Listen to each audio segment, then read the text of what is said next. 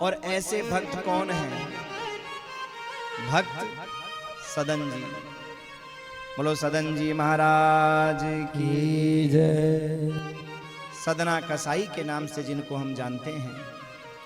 बहुत सुंदर सजनों, भक्तमाल के 66 नंबर के छपैया में बड़ा ही सुंदर वर्णन नाभा जी ने किया है। और यहां वर्णन किया गया है कि पूर्व जन्म के संस्कार हमारे साथ कैसे चलते हैं। देखिए, कर्म 3 तरह के होते हैं। एक होता है क्रियमान कर्म, दूसरा है संचित कर्म और तीसरा है प्रारब्ध। कोई भी कार्य करने से पहले इन तीनों के बारे में आप विचार कर लेना। क्रियमान कर्म कौन सा है? जैसे अभी परम पूज्य गुरुदेव के जो अनुचर हैं, प्रिय शिष्य हैं, वो इस कथा का आयोजन करवा रहे हैं। ये गुरु परिवार जो है, इसमें जो आगे होकर के जो कार्य को कर रहे हैं, इस आयोजन को करवा रहे हैं, तो एक बार तो शाबाशी की बदनामी जो मिलनी है यही मिलेगी, तुरंत मिलेगी। उसको बोलते हैं क्रियमान कर्म। तुरंत उसका असर होगा, या तो वाह वाह या जा जा, जो भी होना एक बार होगा, पर पूरा फल नहीं मिलेगा। और जो पूरा नहीं मिलेगा, बच जाएगा, उसको क्या बोलेंगे? संचित कर्म। इकट्ठा हो गया, अच्छा है तो भी इकट्ठा हो रहा है, बुरा है तो भी इकट्ठा हो रहा है। आपने अच्छा कर्म किया, वाह वाह मिला, बुरा कर्म किया तो गालियां मिली, तुरंत फल मिला ना उसका थोड़ा सा तो, पर पूरा नहीं मिला, बच गया। और जो बच गया उसी को संचित कर्म कहते हैं। और जो संचित कर्म बच जाता है वो धीरे धीरे इकट्ठा होता होता होता होता प्रारब्ध बन जाता है। और अंतिम में जब सब सारा हमारे जीवन का सारा कर्म जब इकट्ठा होकर के एक साथ जब इकट्ठा होता है तो उसे कहते हैं प्रारब्ध। कहते हैं प्रारब्ध में होगा तो मिल जाएगा, इसी का नाम है प्रारब्ध। और उस प्रारब्ध के अनुसार फिर ये निर्णय लिया जाता है कि इसको कहाँ जन्म देना है, किस परिवार में भेजना है, किस स्थान में भेजना है, इसके रिश्तेदार कैसे होने चाहिए, नातेदार कैसे होने चाहिए, इसके संस्कार कैसे होने चाहिए। ये सब उस प्रारब्ध के अनुसार ही निश्चित होता है। तो सदना जी की इस कथा के माध्यम से, सदना जी कसाई की इस कथा के माध्यम से सजनों, यही यहां पर वर्णन किया गया है। सदना जी जो थे ना सजनों, वो पूर्व जन्म में एक बहुत अच्छे संत थे, बड़े अच्छे संत थे महाराज, बड़े भजनानंदी थे महाराज। और काशीवासी कर्मकांडी ज्ञानी एवं भक्त ब्राह्मण थे, ये और यहां वर्णन किया गया है। काशी में वास करते थे और कर्मकांडी थे, भजनानंदी थे, भजन में कोई कमी नहीं थी। पर सजनों, केवल भजन ही हमें तार देगा ये जरूरी नहीं है। चाहे कितना भी भजन करो, क्या भागवत सुनते हो आप, तो भरत जी ने क्या भजन नहीं किया था? कितनी तपस्या की थी, कितनी साधना की थी, पर हुआ क्या? अंत में मन हिरण के उस बच्चे में रहा, हिरण बनना पड़ा, तपस्या सारी बेकार। इसका मतलब क्या समझे कि बच्चा जो जीवन भर पढ़ाई करता है, साल भर पढ़ाई करता है, तो पढ़ाई करने के बाद में उस पढ़ाई की जो महिमा है कब पहचानी जाएगी? जब साल के अंत में परीक्षा आएगी।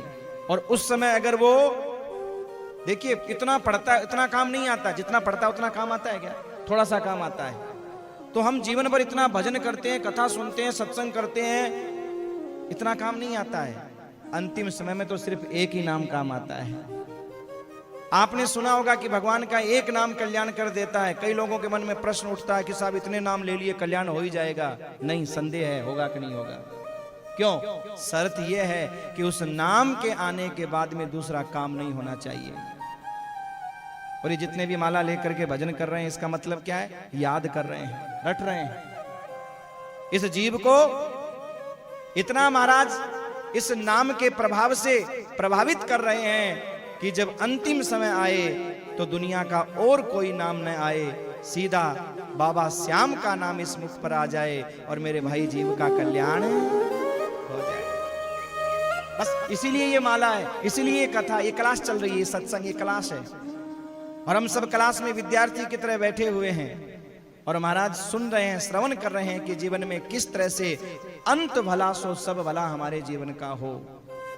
और जीवन में कोई ऐसा कर्म न बन जाए डरते रहो ये जिंदगी बर्बाद हो न जाए, सपने में किसी जीव का अपमान होना जाए।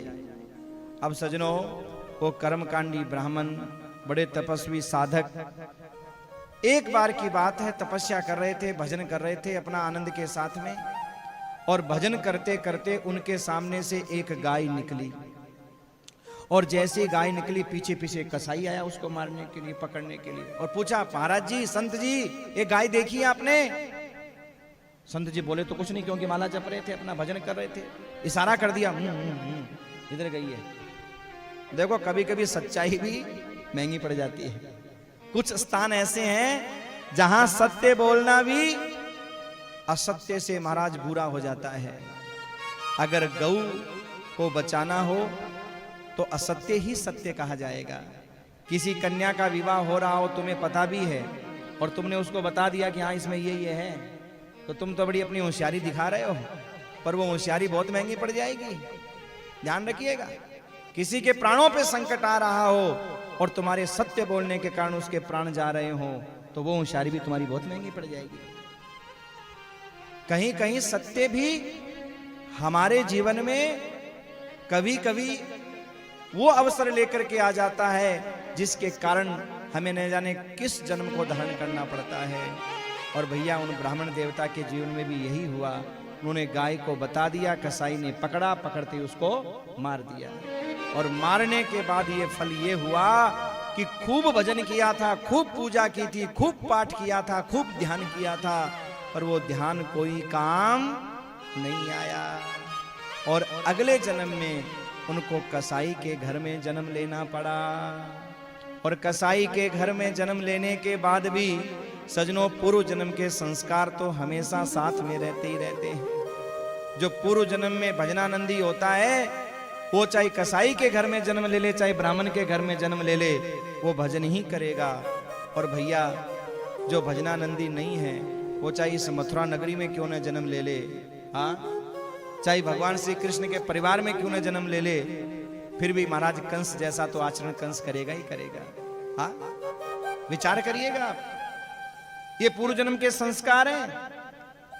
पूर्व जन्म के संस्कार अपने साथ